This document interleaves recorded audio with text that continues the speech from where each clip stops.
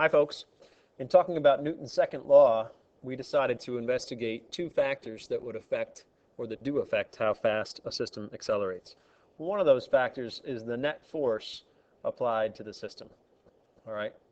So we set a system mass and kept that constant, and then we varied how much mass we hung at the end of a string, and well, here's how much net force that exerts.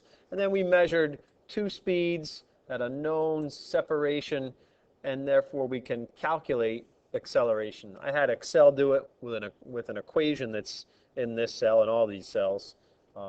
If you're using Excel, I hope you're also using an equation and not a calculator, like in your hand where you're pressing buttons, because that would be a waste of time. So when you plot acceleration versus net force, we get a nice linear set of data like that.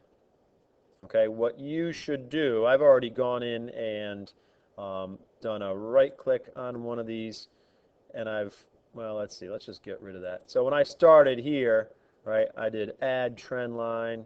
Yeah, it's linear, of course. Now, I use this forecast thing because I like to be able to, it's called extrapolate and look a little bit past the beginning and past the end. This is a little tricky. One seems to be too much. So I don't know, 0.1, yeah, sure, fine. 0.1 back, fine. So what numbers you put in here, I don't really know. I guess this is what it's saying is see how it says periods, how many periods? I guess these are like periods, 0.1, I don't know. So anyway, you can monkey around with this if you want to do some extrapolation and see where the data ends up, what data points lie outside your chosen or your collected set of data. You would display an equation on there so you can find the slope of this line. Okay, find the slope of that line. All right, now the other thing that we chose to vary was the system mass. We kept a, ooh, wait a minute, isn't that 0.098? Yeah, isn't it 0.098? Yeah, isn't it, right? Yeah, so we kept the same amount of mass hanging over the string, and we then varied the mass on our cart that was sliding along our air track. All right, measured our initial and final speeds at our known separation, and calculated acceleration. All right, when we plot these two, select the data we want. This is the stuff we want on the x-axis. That's why I made sure it's to the left of the stuff we want on the y-axis. Insert, chart, scatter. Yeah, looks good. Now to me, oh, sure, I recognize that. I don't know, maybe not as much. Here's how this works. If we want to add a trend line here, let's see, what's the best way to talk about this? Well, you know what? Maybe we don't even really need to, yeah, let's do it. Let's go ahead. No. Yeah, here's what we'll do. So check it out. This is not a straight line, it's a curve, right? But it starts big, it starts up here and curves down like that. Now to me, this suggests a very specific relationship. And here's what we have to look at. For example, right, let's look at when this was our system mass in kilograms. This was our acceleration in meters per second squared. I'm going to highlight that, and down here we can make it a superscript. Nice, meters per second squared. Now notice, let's say at 0.2, well, I don't know, 0.2-ish, but a little north of 0.2. That was our system mass. Our acceleration is about, I don't know, let's call it 0.43. Fair enough? Well, watch this. With twice as much system mass, well, that would really be like maybe out here. Yeah, it's fair enough, about here. This is about 0.43, we said. Twice as much mass, we get about 0.22. Right? Here's another data point, about 0.22 in acceleration. So when we multiplied the mass by 2, doubled the mass, what we got was half the acceleration. All right? And that is a very specific numerical or algebraic relationship that looks like this on a graph.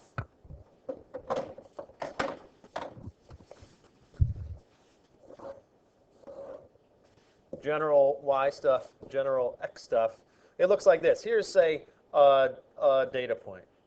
All right, let's just pick one arbitrary. Well, look, if you cut the x value in half, what it does is doubles the y value. And if we double the x value, what that does is cut the y value in half. So here's another data point. And so on and so on. All right, if we were to triple our x value, 1, 2, 3, well, we take our y value and divide it by 3.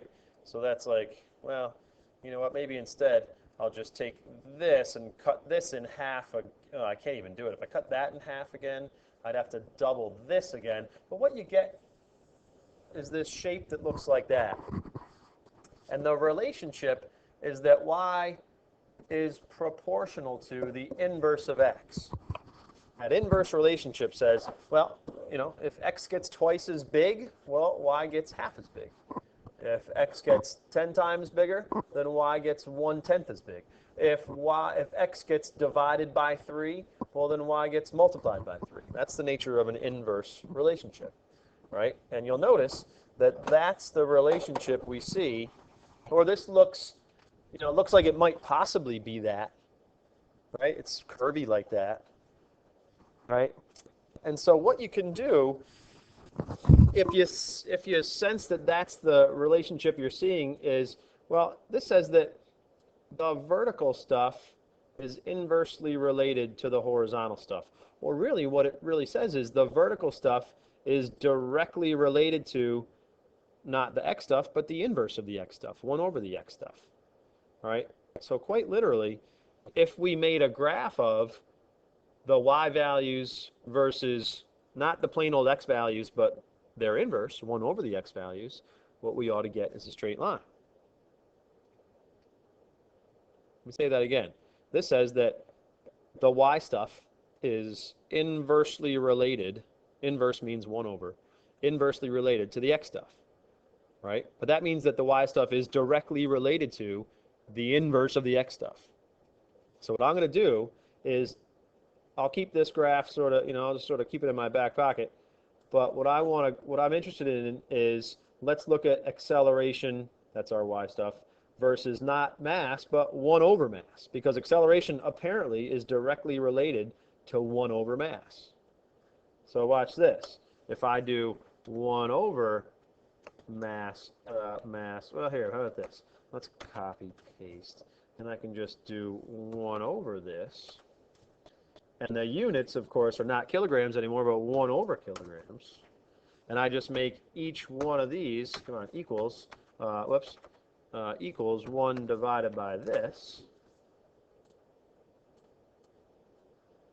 That looks like way too many sig figs to me. That looks better. Now I can plot 1 over mass on the x-axis versus acceleration. I don't want to, there you go. Don't take the column headings. I want to plot that data. Yeah. Oh, look at that. It's a straight line.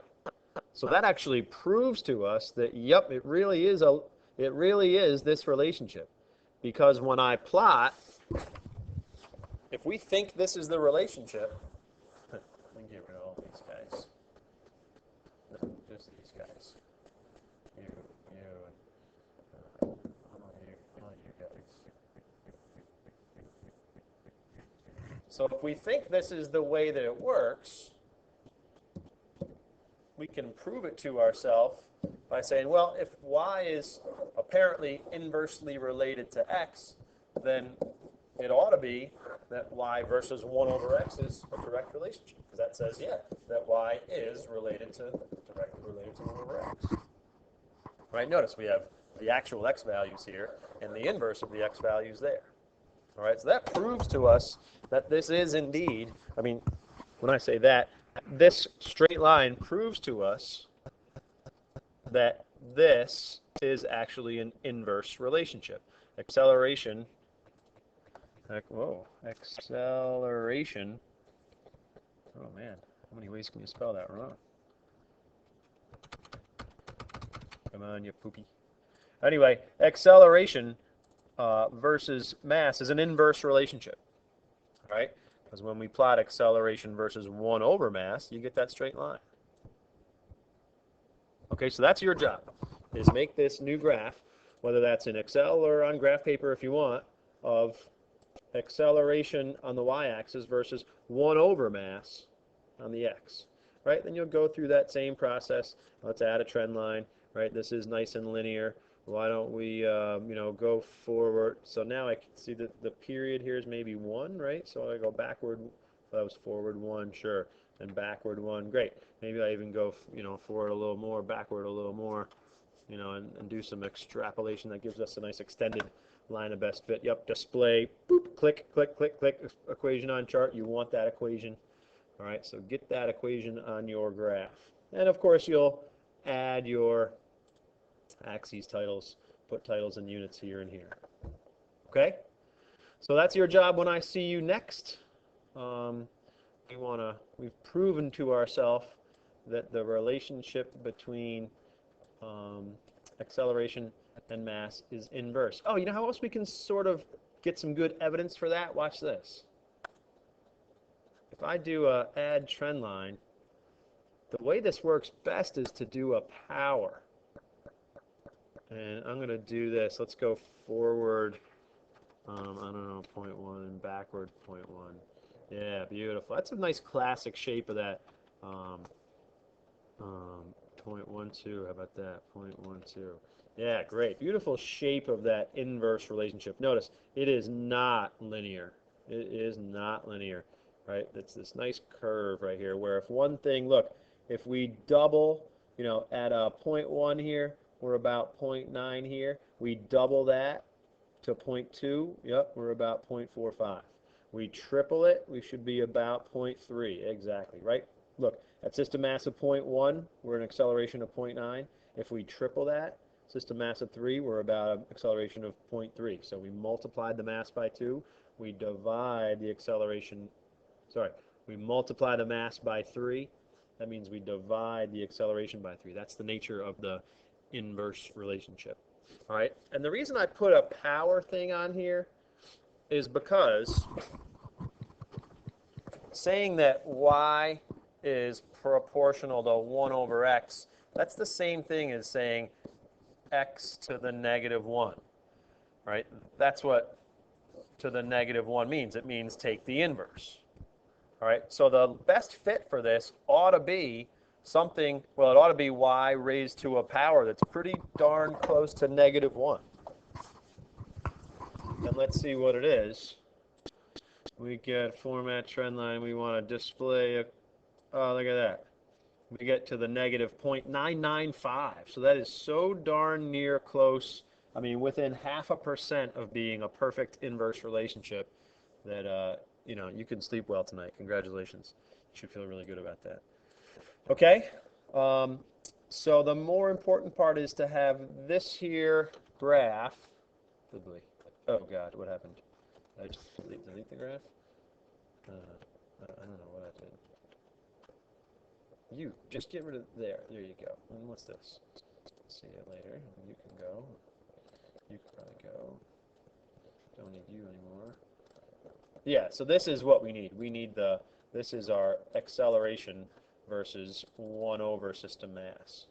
All right, this is the graph we really want. This is the one you should already have done. You had that done when you walked in last time I saw you. Okay, I will see you again soon. Goodbye.